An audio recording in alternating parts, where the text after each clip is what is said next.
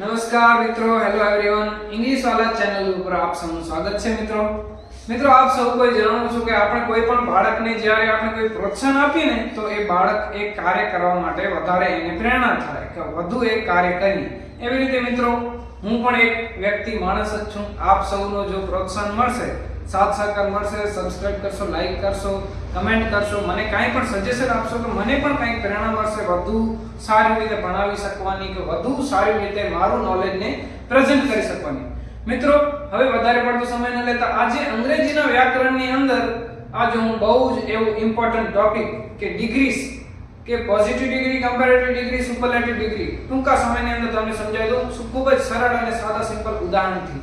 હવે જો મિત્રો, ડિગ્રીઝની અંદર પહેલો ટાઈપ છે પોઝિટિવ ડિગ્રી. બરાબર? પોઝિટિવ ડિગ્રી એટલે શું કે હકારાત્મક ડિગ્રી. હકારાત્મક કોઈ પણ વાક્ય હકારાત્મક હોય, પોઝિટિવ હોય, એને આપણે આવા વાક્યો આ ડિગ્રી અંતર્ગત સમાવી શકીએ. જેમ કે એક વાક્ય છે કે she is good player. બરાબર? આ એક વાક્ય છે. બરાબર?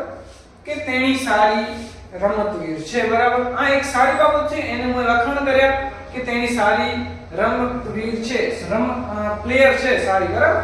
સારી બાબત છે, ગુડ. આમાં કોઈ પણ જાતનું નેગેટિવ મેં કીધું નથી, એની કોઈ સાથે સરખામણી પણ નથી કરી. માત્ર એના વિશે મેં એમ કીધું છે કે તેણી સારી પ્લેયર છે. આપણે કોઈ પણ વ્યક્તિનું વર્ણન કરીએ છીએ, વસ્તુનું વર્ણન કરીએ છીએ, તે સારી બાબત હોય તો એને પોઝિટિવ ડિગ્રી અંતર્ગત સમાવી શકીએ. હવે જો જેમ કે બીજી એક ડિગ્રી આવે છે, આની જ અંદર એક ઓળખ સૂચક આવા પણ શબ્દો આવે છે કે as ... as આવા પ્રકારનું વાક્ય પોઝિટિવ ડિગ્રી અંતર્ગત આવે છે, જેને ઓળખવામાં ઘણા મિસ્ટેક કરી નાખી છે. એને હવે સમજીએ કે આ પ્રકારના વાક્ય કેવો કે જ્યારે એક ઉદાહરણ આપી પછી તમને વ્યવસ્થિત સમજાવું. જેમ કે Rabindranath as great poet as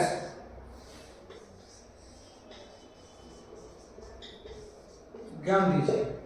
અહીં આપણે પોએટ ને પણ લીડર લખી નાખીએ કારણ કે બંને લીડર જ હતા. બરાબર? કે રવિન્દ્રનાથ ટાગોર જે હતા એ as great as મહાન ગાંધીજીની જેમ જ મહાન એક લીડર રહી ચૂક્યા છે. બરાબર? અહીં as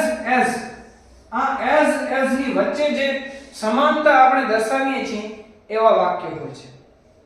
આ પ્રકારના વાક્યો ખાસ શું હોય છે મિત્રો કે આપણે બીજા સાથે સરખાવીએ તો છીએ, પણ આ સરખામણી દરમિયાન એને પણ આપણે નીચું નથી આંકતા, નથી આપણે પોતાને, બંનેને સમાન રાખીએ છીએ. જેમ કે અહીં રવિન્દ્રનાથ પણ સારા લીડર છે અને ગાંધીજી પણ સારા છે, કે ગાંધીજીની જેમ જ રવિન્દ્રનાથ પણ સારા એક લીડર છે. દાખલા તરીકે હું એમ કહું કે I am good friend. બરાબર? આ એક સારી બાબત છે કે હું એક સારો મિત્ર છું. બરાબર? આ પોઝિટિવ બાબત છે. પણ જ્યારે આપણે હું સરખાવીએ કે I am as good friend as Sohan. બરાબર? સોહન નામનો એક વ્યક્તિ છે કે સોહન પણ સારો મિત્ર છે અને હું એના જેવો એક બીજો સારો મિત્ર છું. બરાબર? બંને પોઝિટિવ છે કે સોહનભાઈ પણ મિત્ર છે, હું પણ મિત્ર છું. બંનેની સરખામણી થઈ પણ એકને નીચું કે એકનું ઊંચું એવું કોઈએ નથી બતાવ્યું. બંનેને સમાન દર્શાવ્યા છે. એવા પ્રકારની સરખામણી થાય ત્યારે પોઝિટિવ ડિગ્રી અંતર્ગત આવે છે. હવે મિત્રો, બીજો પ્રકાર તરફ જોઈએ. બહુ જ આ તો સરળ છે. આમાં તમારે યાદ રાખવાનો શબ્દ છે as ... as અને એ વચ્ચેનો જે શબ્દ હોય એ. બરાબર? હવે બીજી ડિગ્રી શું કહે છે કે કમ્પેરેટિવ ડિગ્રી. બરાબર? કમ્પેરેટિવ ડિગ્રી નામ ઉપરથી ખબર પડે કે આ સરખામણી વાંચે છે. જો કમ્પેરેટિવ ડિગ્રી. બરાબર? હવે કમ્પેરેટિવ ડિગ્રીની અંદર ઓળખ સૂચક શબ્દ શું છે કે then. આ ઓળખ સૂચક શબ્દ છે. આ બે શબ્દ આવે તો સમજી જવાનું કે આ કમ્પેરેટિવ ડિગ્રીનું વાક્ય છે.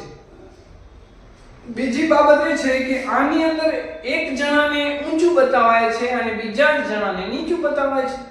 જો સમજાવું કે I am better than you, બરાબર? આ કે હું તારા કરતા બેટર છું એમ. અહીં આ I am better than you, આ er શબ્દ આવ્યો અને then than સરખામણી, આના કરતા હું સારો છું એમ. એ કહેવા માટે આપણે જે er અને then નો યુઝ થયો ઈ દાખલા તરીકે હું એમ કહું કે you are taller than Ram, કે તું રામ કરતા ઊંચો છે. ટોલર એટલે હાઈટમાં જે ઊંચો છે, બરાબર? રામ નામનો એક છોકરો છે, બરાબર? અને આ યુ કે તું રામ કરતા હાઈટમાં ઊંચો છે, ટોલર છે. જે er અને then આ બંનેનું આ યુઝ થયો એનાથી ખબર પડી કે આ કમ્પેરેટિવ ડિગ્રી છે. ટૂંકમાં યાદ રાખવાનું મિત્રો એ છે કે એક વ્યક્તિને આપણે ઊંચું બતાવીએ, બીજા વ્યક્તિને નીચું બતાવીએ કે હું તારા કરતા ઊંચો છું, હું તારા કરતા નાનો છું, હું તારા કરતા હોશિયાર છું. દાખલા તરીકે I am clever than your brother, કે હું તારા ભાઈ કરતા હોશિયાર છું. કહેવાનો મતલબ એના કરતા, મતલબ એ બોલો તો નબળો થયો એમ કહેવા માંગે છે. મતલબ કે કમ્પેરેટિવ ડિગ્રી ની અંદર શું થાય છે, એક વ્યક્તિને નીચું દેખાડાય, બીજા વ્યક્તિને ઊંચું દેખાડાય. ટૂંકમાં ઓળખ સૂચક શબ્દ કયા er અને then આવે છે. મિત્રો એવી જ રીતે હવે ત્રીજી ડિગ્રી સમજીએ આપણે, જેનું નામ છે સુપરલેટિવ ડિગ્રી. હવે સુપરલેટિવ ડિગ્રી ની અંદર શું છે પહેલા આપણે લખી લઈએ. શું નામ છે આનું? સુપરલેટિવ ડિગ્રી, બરાબર? સુપરલેટિવ ડિગ્રી ની અંદર ઓળખ સૂચક શબ્દ છે est. આ est ક્યાં આવે છે, કેવી રીતના આવે છે જોઈએ.